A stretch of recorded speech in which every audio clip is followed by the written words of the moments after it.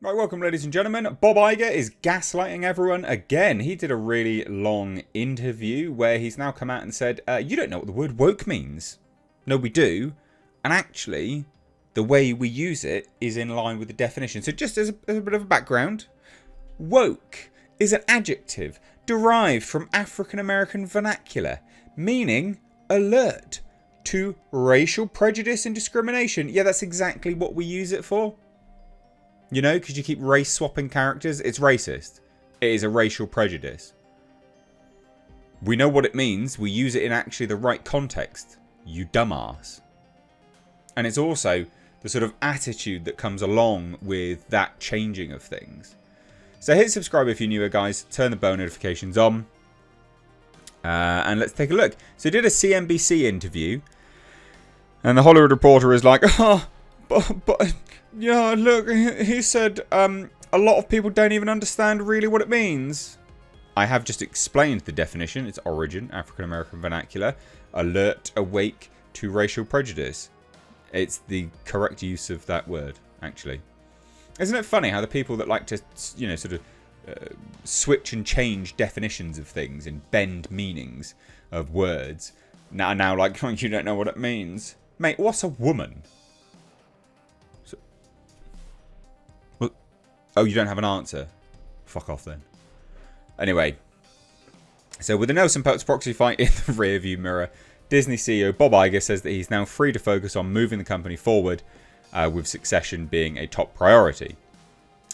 How is that Disney stock doing?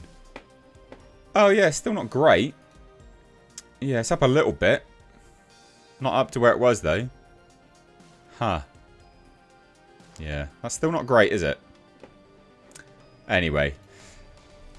So in a wide-ranging interview with CNBC Thursday morning, Iger said that in meeting with shareholders over the last few months, succession was a key issue and he sought to reassure the street that he was focused on the problem.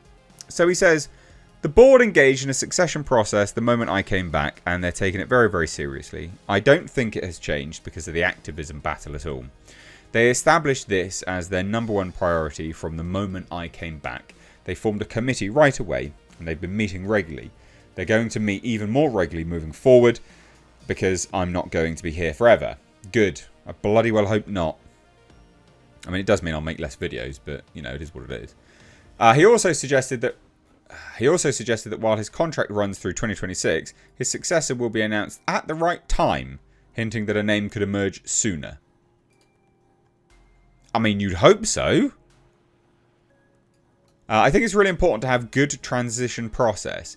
You know, this is a big, complicated company, and not only is it important to choose the right person, but it's really important to give that person all the opportunity in the world to be successful in the job, and the board's very focused on who the person is and when the decision should be made, and essentially how the handover of sorts will take place. He also addressed the proxy fight. So he said, if you're asking whether it's personal on their side, you probably should ask him. He probably would say no. I think there probably was, to some extent, a degree of personal animus that was on the table here. And when asked whether it was true that he was prepared to step down from Disney's board should Peltz win a seat, Iger said that, and quote, his presence on the board we believed would be distracting, and that might have made it very, very difficult for us to do our jobs the way we feel they need to be done. What, i.e. just everyone nodding along like dogs. Iger also brushed aside questions about Elon Musk trolling of the company, telling Faber that there's no relevance to the Walt Disney Company or to me. What? People have been coming after me and the company for years. I don't get distracted by those things. But you do. You actually do. Because you've quite literally gone unchanged, like, how people ask you questions in shareholder meetings. Like, so you do get distracted, obviously. And you are obviously affected by it all. Hilariously.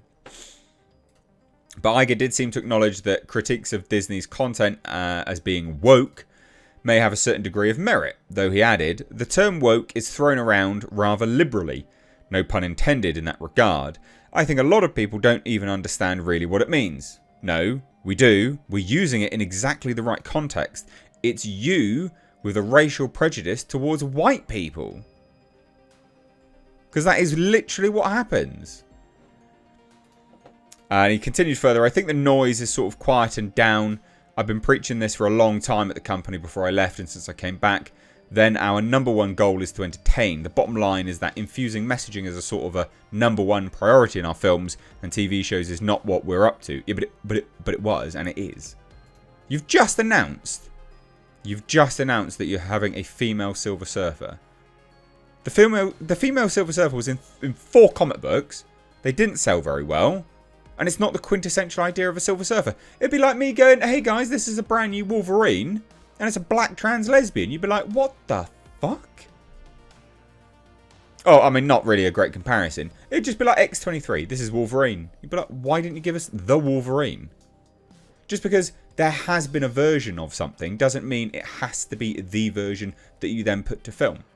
You should give fans the quintessential version. So no, you've not quietened the noise. You are still continuing to do these stupid messaging crap. You still want to tell messages. That is your number one priority, still telling messages. So he says they need to be entertaining, and where the Disney company can have a positive impact on the world, whether it's, fostering acceptance and understanding of people of all types, great. But generally speaking, we need to entertain first. And understanding that, look, we're trying to reach a very, very diverse audience. On one hand, blah, blah, blah. I mean, it's just nonsense. This person's an idiot.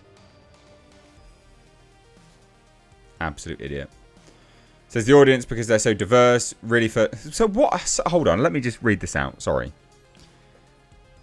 So he says, understanding that, look, we're trying to reach a very, very diverse audience. And on one hand, in order to do that, what you do, the stories you tell, have to really reflect the audience that you're trying to reach. But that audience, because they are so it doesn't have to reflect the audience. It actually doesn't. First and foremost, they want to be entertained, and sometimes they can't be turned off by certain things. And we just have to be more sensitive to the interest of a broad audience. It's not easy, so that we can't please everybody all the time, right? My God, he's talking absolute bollocks. CEO also gave an update on Disney's streaming efforts, saying that Disney will be launching our first real foray into password sharing in June, with a full rollout plan for September. Oh, great. You're going to lose subscribers there. Netflix is the gold standard in streaming. They've done a phenomenal job in a lot of different directions. I actually have very, very high regard for what they've accomplished. Yeah, because they beat you. Yeah, he's an idiot. So apparently we don't understand what the word woke means. We do. We're using it in the right context. You have a racial prejudice towards white people. Pretty obvious. Obviously. And also sexist as well, but never mind. Thoughts down below, because the gaslighting continues.